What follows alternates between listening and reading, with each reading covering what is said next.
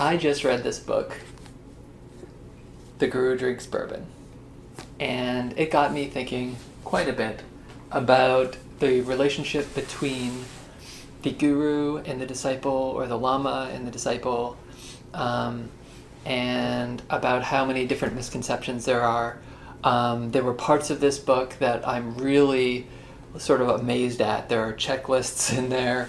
It really breaks down the different types of things that you're going to need to do in order to evaluate a Vajrayana guru.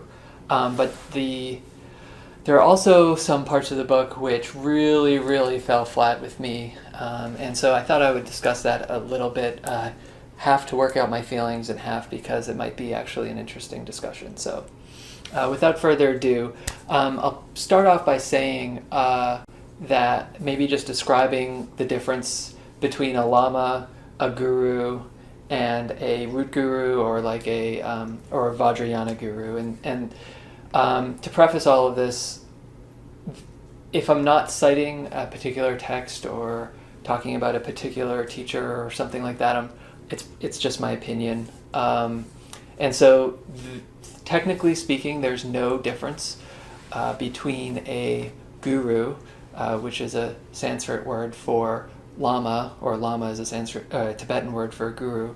There does seem to be a differentiation between just somebody who is a lama and somebody who is your root guru or your root lama.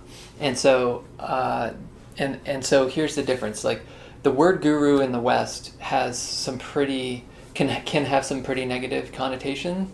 For good reason. It's usually used in the context, at least popularly, in the context of maybe like a cult or some sort of strange behavior. It kind of in the opposite way in Tibet, the lama is just almost like a doctorate degree in Dharma practice. There are advanced degrees in Buddhist studies, like the Kempo degree or the Geshe degree, but the lama is intensive practice with ritual and also philosophy and Buddhist psychology and all of those things, but really, really intensive practice training. And so the lama is kind of like a degree, and then people are sort of given permission to teach or to be gurus, but then a student and a teacher need to talk to each other and suss out whether or not this is the kind of Vajrayana relationship that's going to work. And so there is this really interesting thing in Tibetan Buddhism, which is really well described in this book, where a teacher is basically themselves. They, in a best case scenario, they're not trying to be someone else. They're not trying to trying to put on airs. They're not trying to gather students in a best case scenario. But you as a student look to that teacher and analyze their qualities and decide, okay, is this the person who is going to be able to point out my nature of mind? Is this the kind of teacher who's going to be able to help me break through my conditioning? And so in that way, I agree with a lot of what the author said, in that this teacher's job is to break you out of your habitual patterns. But the problem is that the way that is often done in really, really stark differentiation of power, where the student gives up all of their power and the teacher has all the control. And if the teacher is the kind of person who is maybe a control freak, or maybe is the kind of person who likes to meddle in other people's lives, then maybe this is a dangerous situation. Of course, it also is rife for abuse, and in this sort of situation, and I'll describe why in a minute, the power differential just sort of does not allow for a student to give negative feedback to the teacher, and there's like a good reason why. And so here's the tricky thing with Tibetan Buddhism, maybe even Buddhism in general, is that there is a view that all phenomena that's coming in through your senses, your eye, your ear, your things you smell, you touch, all phenomena are filtered through your mind. And there are various schools, some which say that, go and say all the phenomena that you perceive is utterly, let's say, non-existent, not really non-existent, like they wouldn't use those terms, but they have no inherent phenomena behind them. Some say that, okay, those things might exist, relatively speaking, but really you hardly even are in touch at all with that phenomena, and so you have to figure out where you fall philosophically as a Buddhist. Do you believe that these things do relatively exist, but from the ultimate perspective they are absolutely have no basis whatsoever, or do they have some sort of basis, but we just have a really hard time seeing them as they are. So in any case, the way that Tibetan Buddhism deals with this is something called pure vision. And so what you want to be able to do in Buddhism as a Buddhist is to see all sentient beings as everybody in the universe, all the animals, see them as inherently pure. So right to their very core, they have the nature of awakening, and this has to do, this connects with the ultimate view, in that if all things are completely empty of any origin or abiding or ceasing, then those things are, you can say, completely pure. And so from the Buddhist perspective, all sentient beings are completely devoid of any ideas that you have about them. Those ideas that you have about them are purely in your own mind, which seems like almost like an obvious thing, like my opinion about political figures or supermodels or what have you are all in my ideas. But when we actually go around and walk around in the world, we're actually putting our ideas onto those people. We project our own beliefs onto that person, and then when they don't live up to those beliefs, or when they don't abide by the way we think about them, like something has gone terribly wrong. And this is true about family members. This is true about friends. If they behave in a way that does not live up to your expectations, it's a serious problem. And so, okay, so now you have a student-teacher relationship, and in the Vajrayana, there is a skillful means where you imagine your root guru as completely pure and completely flawless. So what this book is doing is giving some guidelines so that you don't go ahead and see a charlatan as you don't try to sort of see a charlatan as a perfect being as a first go, but interestingly, in the maybe the dedication, if on the third page or something like that, it says, "To all the charlatans, without you, the spiritual journey would just be too boring." So there is an acknowledgement there, here's a book on gurus, and it's thanking the charlatans, and so I think that is it's a real concern that if there are people out there who are willing to give up all of their autonomy, who are willing to give all of their agency up, there are people who are going to take advantage of that situation. And so I really praise this book for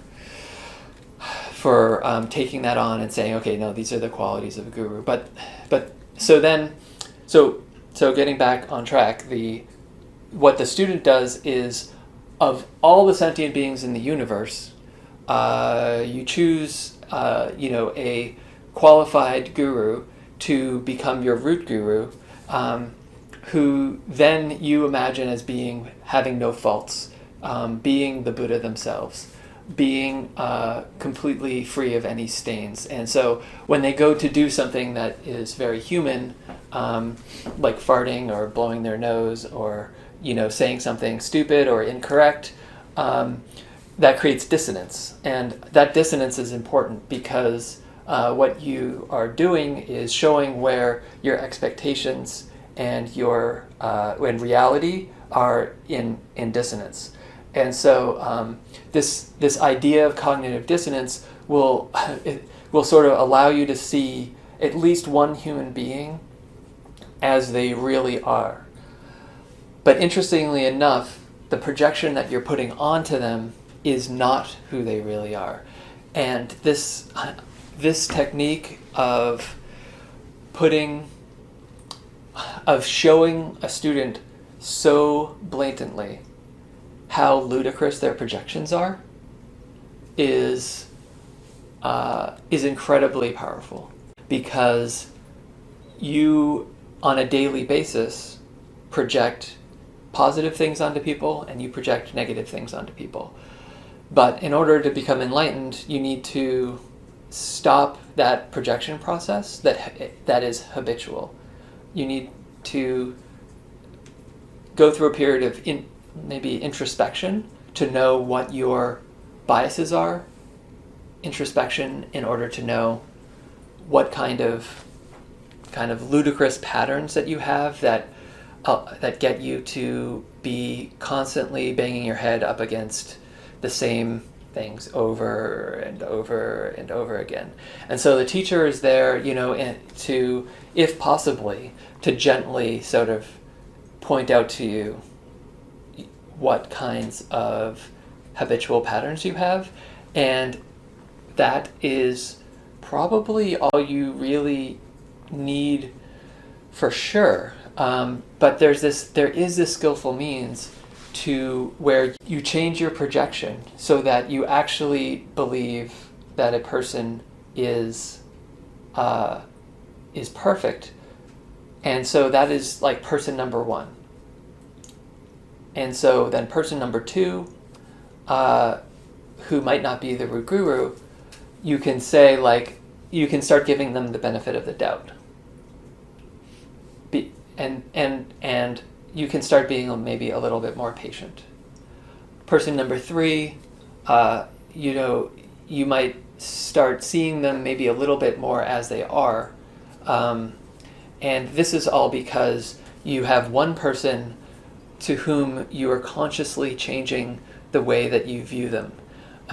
And seeing them as pure really helps you see the way that things really are. Now, here's the problem. And I think that if you read the book, you kind of get this sense that at least I did, there's a chicken and egg problem. And so the egg is that the student has this potentiality to understand the ultimate nature of their mind. And the chicken is the relationship between a student and a teacher, where they have an understanding of how the teacher is pointing out the nature of the student's mind. And the teacher is pointing out to the student how all phenomena are pure, how all phenomena are of Buddha, the awakened. And so whether it is negative or positive, its basis is still Buddha. And but here's the problem. The student needs to judge the teacher's ability to point out the ultimate nature. But how is a student supposed to get that understanding until they already have like an understanding of the ultimate nature? And so I think that so that's the point of this book, is to allow a student to go through, like literally checklists of, is this person compassionate? Do they put other people before them? Do they hesitate to teach? Do they, et cetera, et cetera, et cetera. But still, like as a student myself, and as I look around, people are really, really, they really love giving away their autonomy. And so the system is almost like literally set up for charlatans. I think that he brings up some really good points, but maybe in the wrong order. So he points out, truthfully, that a lama is not a psychologist. They're not a mental health care practitioner. They're not like a certified anything. They're religious, they're religious, and they're not even like when you go to the hospital and you have a death and dying situation, and maybe a pastoral counselor comes up and goes through some prayers with you or whatever. Like lamas do have that role, but that may or may not actually be your root guru's role. They may use that opportunity to show where your habitual patterns are, and that might not be particularly pleasant. And so there may or may not be a palliative aspect to the relationship with the root guru. But hopefully there usually is, because that person is compassionate. But if it's an opportunity, that's the trick with root gurus, is that there is an opportunity for sort of pointing out a situation that will help the student understand their habitual tendencies, that they'll take that opportunity regardless of whether it feels nice or not. He also says that they're not accountable like psychologists or doctors. There's no board certification. That was really hard for me to read, that a root guru is not accountable, and I'm still trying to sort of hash that out. I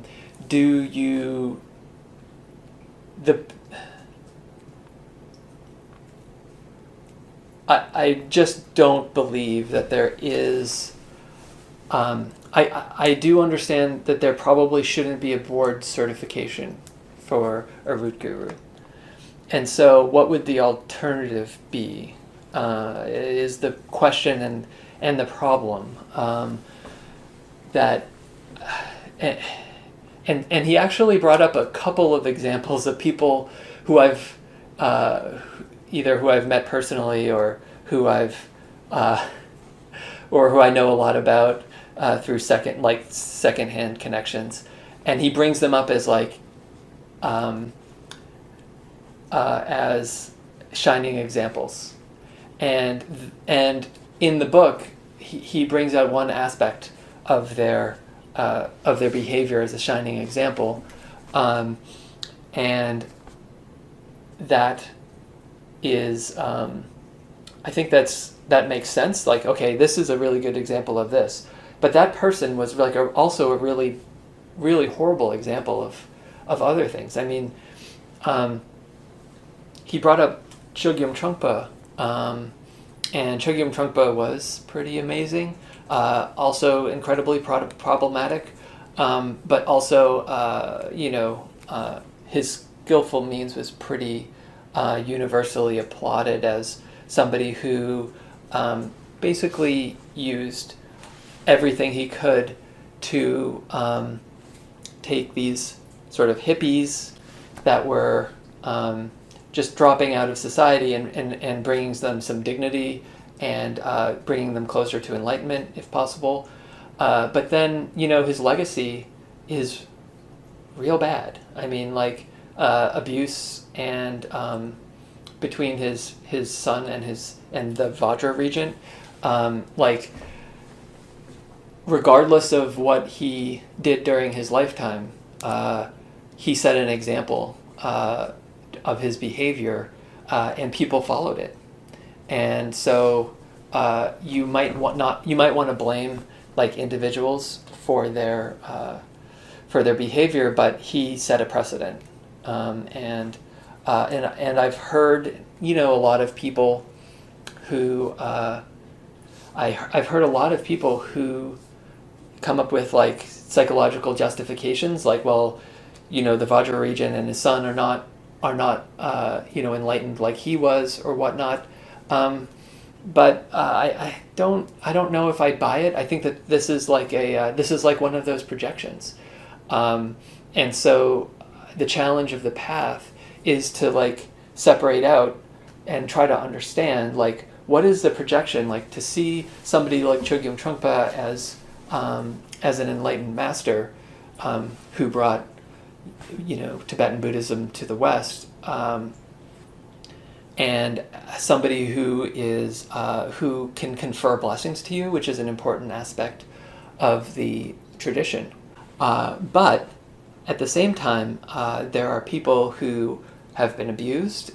There are people who have given up their power too early. And I really like this book because it does go through and bring up like maybe you should investigate your teacher for 12 years. I mean, that almost seems ludicrous in today's the pace of today's society. And if you're in your 20s, like 12 years is half your life.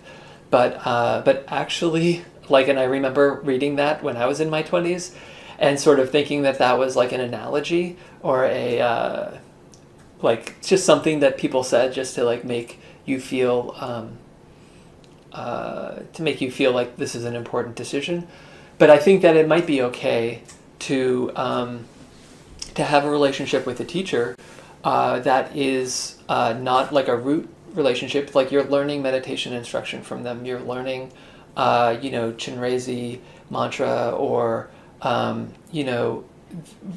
you're like Nundro, these sorts of things from a teacher. But you're not sort of going whole hog and taking, Vajrayana initiation with them and then, working with the principle of pure view with them.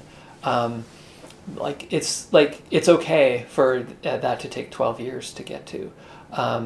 And I think that if you take less time, you should make sure, and this is my opinion, like you should make sure that you're not trying to give up your agency as a way of dealing with some sort of situation. I mean, there are situations where like maybe you've done something really, really wrong. Like Milarepa is a really good example of this. Like he was a naughty boy, and he really just desperately needed some sort of refuge, and so he did give up his agency. Like the quintessential giving up agency as a way of because he was so scared, and that was like within the culture at the time, but he was so scared of going to hell, and if you believe in hell and that sort of thing, like he did the stuff that would get you there. So I think that if you have like that motivation, if you have that motivation where you are at the end of your limit, or I've heard teachers who said like this, Buddhism saved, like practice saved my life. If you have that kind of urgency, then just make sure that you acknowledge that, and that when you go to that you don't give up your critical analysis before you give up any agency. And so the idea here is that a lot of things that happen that cause us suffering is us staying in our comfort zone. A lot of things that cause us suffering is us wanting things to be the way we want them to be.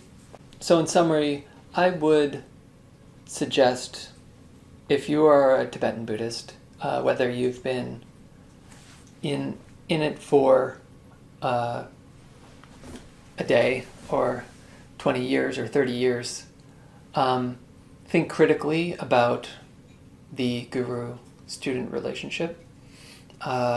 Use it as an opportunity to work on pure vision. And this is not just for the guru. Like if somebody is telling you that you need to see the guru as pure, but then also is bad-mouthing other people or other beings, then you should be a little weary. Seeing the guru as perfectly pure, as infallible, as Buddha, is a way to point out your own Buddha nature, your own infallibility, the parts of you that are perfect already, and point out this in all beings. If that's not the motivation, if they have some bad motivations, which are listed in the book, then you do really need to be cautious. And I would say it's better to err on the side of caution than it is to, jump in enthusiastically. I think that he brings in some examples of people who jump in enthusiastically, and he tries to make that okay. And I think that is probably because they're his students, and that he has people who jump in enthusiastically and just go whole hog, and I think that's I'm just going to say that that's not okay. I think devotion is like a great thing. Inspiration is a great thing, but it's just not discerning. Bring some discernment. Take 3 or 5 or 10 years to evaluate the person. You can do plenty of Dharma practice that's going to alleviate suffering in the meantime, but there's no reason to pretend that somebody who is a charlatan is a Buddha, and at that point it's just you're just fooling yourself. So in any case, I hope this was an interesting conversation, and let me know in the comments if you see any difference between the term guru and lama and root lama or root guru. I think they are technically the same, but I have a sense that they're different. I'd be curious if people agree with me. All right, thank you very much.